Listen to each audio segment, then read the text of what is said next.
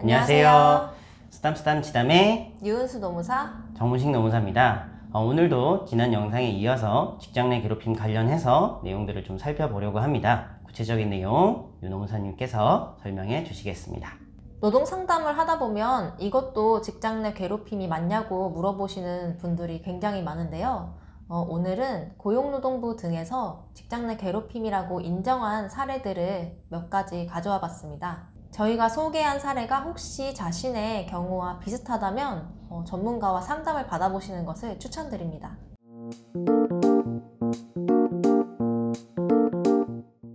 네, 첫 번째로 소개시켜 드릴 사건은 사업주에 의한 괴롭힘입니다.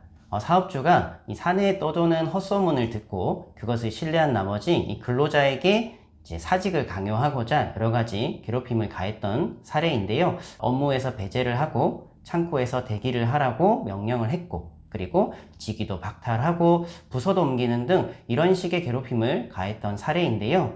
근로감독관은 이 사례를 확인하고 나서 사업자에게 직접 방문을 했고, 그리고 문제들을 확인한 이후에 괴롭힘이 맞다라는 그런 결정을 내렸습니다.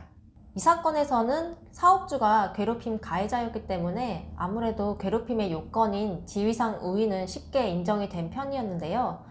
다만 그 행위의 형태가 팀장의 직위를 해제하거나 부서를 이동하는 그런 인사명령의 형태였기 때문에 근로감독관이 이거를 괴롭힘으로 인정을 해도 되는지 조금 부담스러워하는 면이 있었습니다.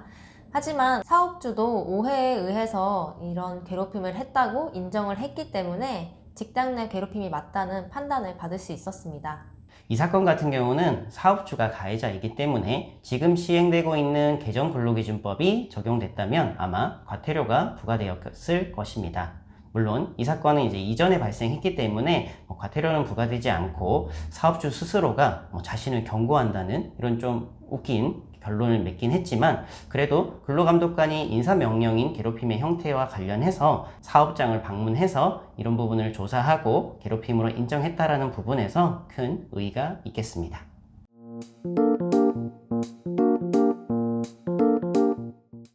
두 번째 사례는 이 피해 근로자에게 사직을 압박하면서 피해 근로자를 노답이라는 별명으로 부르고 또 업무용 메신저에서 계정을 배제하는 식으로 괴롭힘을 한 사건인데요. 이 두 행위는 괴롭힘으로 인정이 되었지만 저는 좀 악질이라고 생각했던 것이 이 피해 근로자를 오히려 가해자로 둔갑시키기 위해서 가짜 진술서를 조작하고 여러 가지 징계까지 남발한 사건이었는데, 이런 행위들은 인사명령의 형태라서 괴롭힘으로 인정되지 않은 점이 좀 아쉬운 사례였습니다. 네, 저도 같이 이제 출석 조사를 진행을 했었는데 감독관한테 그런 이야기를 많이 했던 것 같습니다. 이렇게 증거까지 조작을 하면서 징계를 하고 사식을 종용하기 위해서 감봉이나 정직 이런 징계를 하고 있는 부분도 괴롭힘으로 꼭 판단을 해달라라고 요청을 했는데, 아무래도 근로감독관은 이제 인사명령이나 징계의 경우는 노동위원회에서 판단할 사안이라 생각을 했는지 그 부분은 좀 배제를 했던 것 같습니다. 사직을 종용하기 위해서 이렇게 꾸준히 괴롭힘을 가했던 사례임에도 불구하고 괴롭힘으로 인정받는데 무려 10개월이나 걸렸다는 점은 좀 안타까웠고, 이런 부분들은 반드시 개선이 되어야 하겠습니다.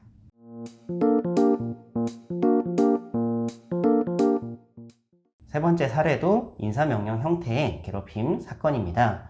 부서 이동이 주요한 내용인데요. 이분은 마케팅 책임자로 입사를 했습니다. 하지만 이제 회사와의 갈등이 있었고 회사에서 이제 부서를 총무팀으로 변경을 했고, 회사에 있는 여러 가지 재고 물품이나 오래된 서류들을 정리하고 파쇄하는, 그리고 회의 준비나 이런 업무들을 지시를 하는 그런 괴롭힘이 있었습니다. 당연히 노동청에서 괴롭힘이라고 인정을 했는데, 처음에는 노동청에서도 이 부서 이동이라는 특성 때문에 괴롭힘으로 인정하는 부분에 대해서 조금 부담을 갖고는 있었습니다. 이 사건 같은 경우에는 과거 비슷한 내용으로 노동위원회에서 분쟁을 한번 겪었던 사례가 있긴 했었습니다. 동일하게 마케팅에서 일반 총무팀으로 업무가 변경됐었던 사례에 대해서 노동위원회가 원직복직 명령을 내린 상황이었는데, 그런 원직복직을 한 이후에도 똑같은 상황을 회사는 반복을 했고, 그러한 근거가 있었기 때문에 노동청에서도 쉽게 괴롭힘으로 인정받을 수 있었습니다.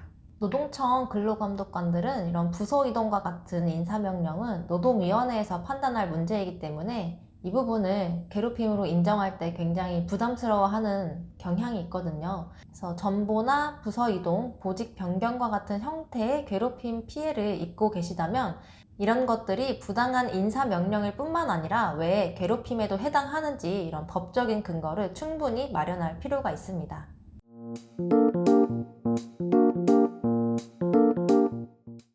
마지막 사례는 한 6월쯤에 언론에서 크게 보도가 됐던 사건인데요.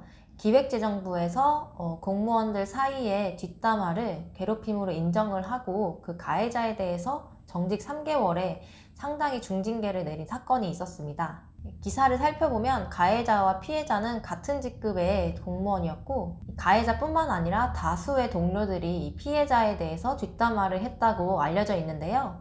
일반적으로 괴롭힘이라고 하면 사업주나 상급자, 선배, 아니면 비정규직과 정규직에서 정규직 이런 지위상 우위에 있는 분들이 하는 행위가 괴롭힘으로 인정이 되는데요. 이 사건은 같은 직급의 동료가 괴롭힘 가해자로 인정됐다는 점에서 좀 특이한 점이 있었습니다. 네, 아무래도 이제 지위상의 우위가 아니라 관계상의 우위라는 그런 부분들에서 기획재정부에서 괴롭힘의 요건을 충족했다라고 판단을 한 것 같은데요. 제가 진행했었던 사건 같은 경우는 같은 직급에 있는 괴롭힘 사건이었는데 감독관이 계속 확인을 했던 것은 어찌됐든 같은 직급이지만 업무를 지시하는 관계이냐 이런 부분들을 많이 물어봤었습니다. 근데 업무를 지시하는 관계가 아니라고 확인이 되자 괴롭힘 요건을 충족하지 못했다라고 노동부는 판단을 했는데 아무래도 기획재정부에서는 이 우위라는 그런 의미에 대해서 노동부보다는 조금 더 넓게 판단을 했지 않을까 생각을 합니다. 일단 뒷담화라는 것이 결국은 누군가의 정신적 스트레스나 이런 것들을 야기해서 근무 환경을 악화시키는 그런 괴롭힘으로 볼 수 있다는 점이 큰 의미가 있겠습니다. 이번 영상을 준비하면서 정말 황당한 사례들도 많이 봤는데요.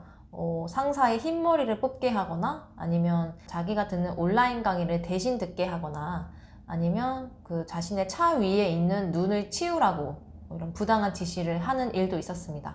그리고 회식 술자리를 잡지 못했다고 심할서를 쓰라고 강요를 하거나 자신이 취미로 재배한 옥수수를 수확하라고 이런 황당한 일을 지시하는 것까지 아주 상상하기 힘든 괴롭힘 사례들이 많이 있었습니다. 이런 유사한 일을 겪고 있고 그리고 이제 신고를 고민을 하고 있는 분들이 있다면 이번 영상이 조금이라도 도움이 되셨을 것 같습니다. 앞으로도 이런 괴롭힘과 관련된 사례나 여러분들에게 도움이 될 수 있는 정보들은 많이 올려드리도록 하겠습니다. 이러한 영상들이 도움이 되셨으면 구독과 좋아요, 알람 설정까지 부탁드립니다. 직장 내 괴롭힘과 관련한 궁금함이 있으시면 언제나 이 영상에 대해서 댓글을 달아주셔도 좋고요. 카카오톡 플러스 친구나 네이버 카페를 통해서 저희에게 질문 주시면 답변 드리도록 하겠습니다. 앞으로도 좋은 영상으로 또 인사드리도록 하겠습니다. 감사합니다. 감사합니다.